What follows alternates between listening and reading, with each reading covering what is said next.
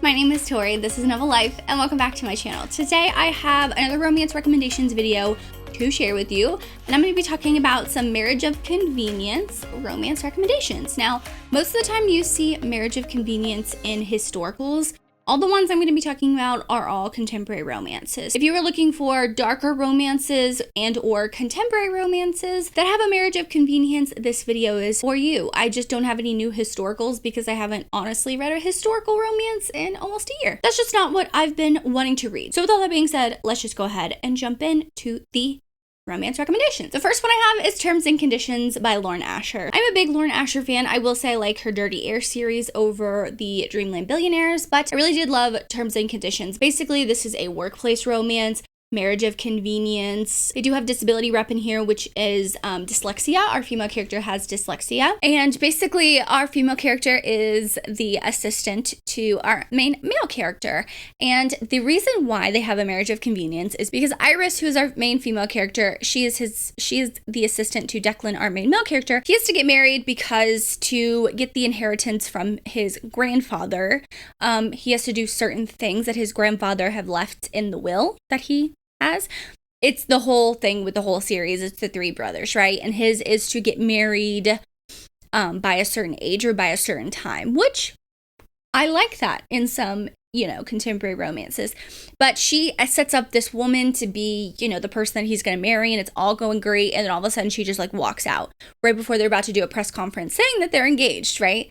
Obviously, that's a fake engagement as well. But Iris steps in and was like, I already know you. I know how you work. We can keep things separated and stuff like that. And she's like, I'm going to do it. I'll be the guinea pig, basically, and I'll marry you. And that's kind of how they get started. Of course, they have the workplace aspect that they're trying to keep separate, but she moves into his house, and it's just them learning to be around each other, them learning to, all of those things, just cope and share space with another person, even though they've never had that before. So I really enjoyed this one. This is my second favorite in the series. I really like Declan, and like I said, our female character Iris has dyslexia, and I thought the representation was done really well in this book, so I suggest check out this one. It's a little bit older of a book, but I still really enjoyed it. The next book I have is King of Wrath by Anna Huang. So I do know King of Pride is a book that I want to read sometime soon, but King of Wrath recently I think it was released this year.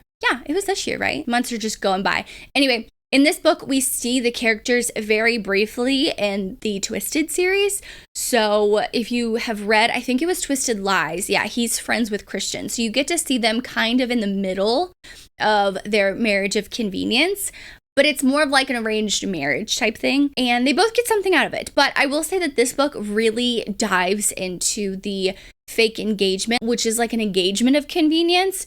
That's really where most of this book takes place. It's them getting engaged, figuring out why are they engaged, what they get out of this fake engagement, fake marriage type thing, marriage of convenience, but also learning each other too. And of course, with all that, they fall in love and it's great and stuff like that. But they go through it in this book. They really do go through it. I mean, Anna Huang really knows how to write really, I think, good dialogue to where you really get to see the characters and how they are and how they communicate with the other. But like I said, most of the book does take place not when they're married, but during the engagement. So they have to fake literally everything for, she has her reasons and he has his reasons. And I thought it was really good. The next one I have is Forever After All by Katarina Mara. So Katarina Mara actually has a lot of marriage of convenient books. This just happens to be my favorite. I read this one and I love A Billionaire. Don't get me wrong. Oh my God, almost every single one of these books, he's a billionaire. Oh, that's telling. I love A Billionaire, right? But they usually get married for convenience if they're a billionaire because they need something other than money, to put on a show for the company or to become CEO, blah, blah, blah, right? And in this one, our main male character, Alexander, he gets married to our female character as a revenge type thing. Obviously, it doesn't turn out that way, but when they meet, they kind of meet at a rooftop bar.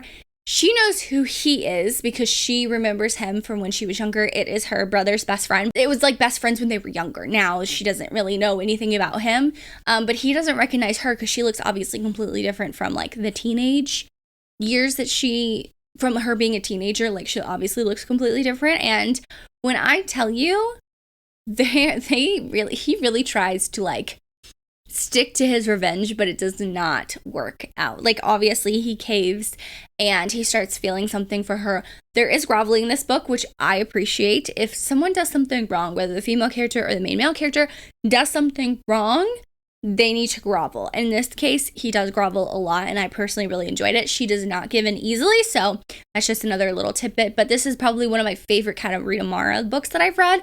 I haven't read the Temporary Wife, like that series. I haven't read that, but I think she's coming out with the book in June that's called The Unwanted Marriage, which I'm assuming that might be a marriage of convenience.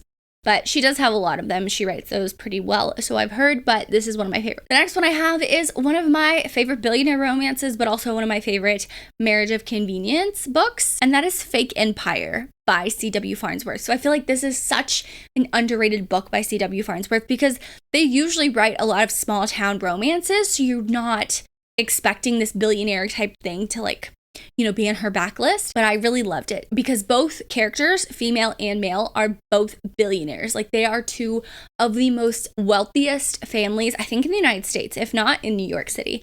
So anyone that they marry, they're obviously, besides each other, they're obviously going to be after the money. You know what I mean? So they decide to just, I think it's their family, if I'm not mistaken. I read it last year and it's still like stuck in my mind. I love them so much.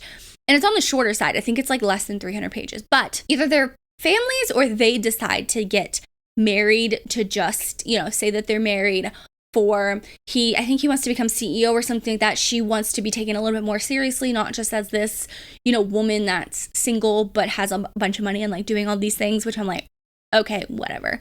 But their dynamic is actually really cool because they do not back down to each other. Like, usually the female character will like back down a little bit because usually it's the male who's the billionaire and has a lot of money.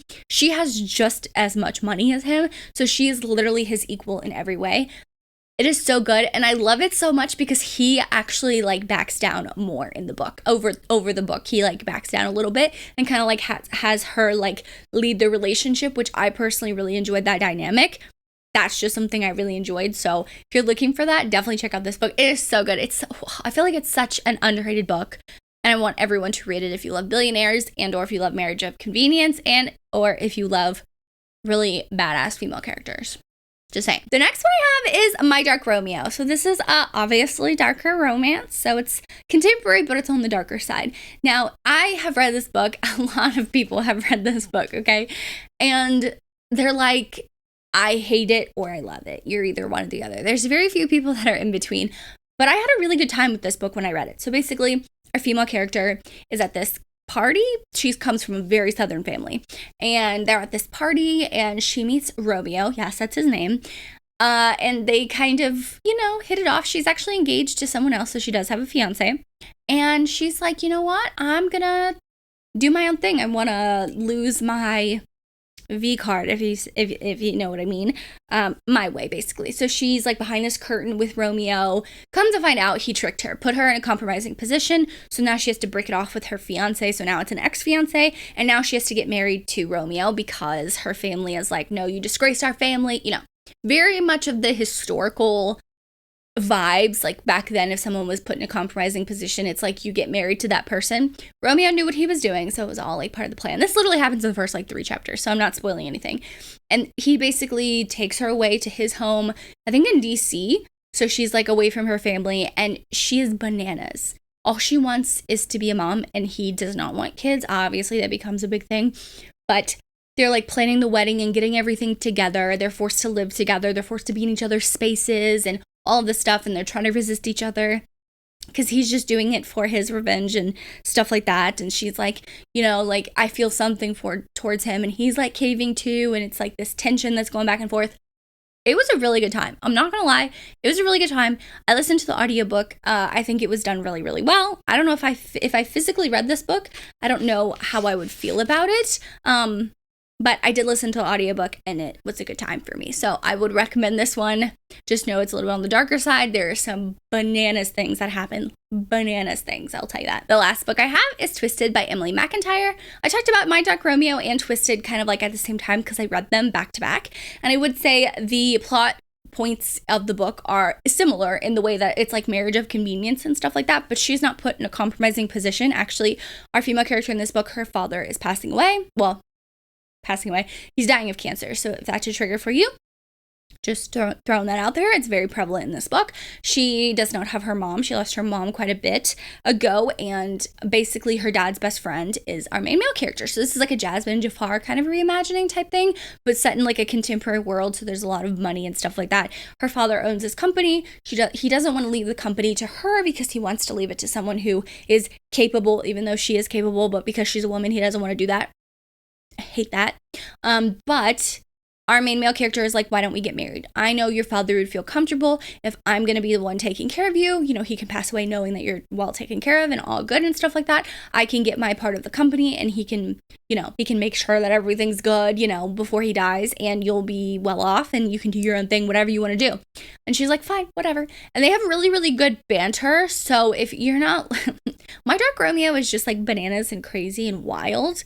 This is a little bit more tamer. So I would say if you're looking for something not my Dark Romeo, check out this one with Marriage of Convenience, because once again, they're forced together. They're forced to be each other's spaces. They're forced to not fall for each other's charm. And it was such a good time, and I loved it. Those are my Marriage of Convenience romance recommendations that I have to share with you. For the emoji for this video, a ring emoji. Leave me a ring emoji, like the diamond ring emoji, because like marriage, they're getting married, engagement rings, blah, blah, blah. A lot of these books have like big ass engagement rings too, and they're like described really well.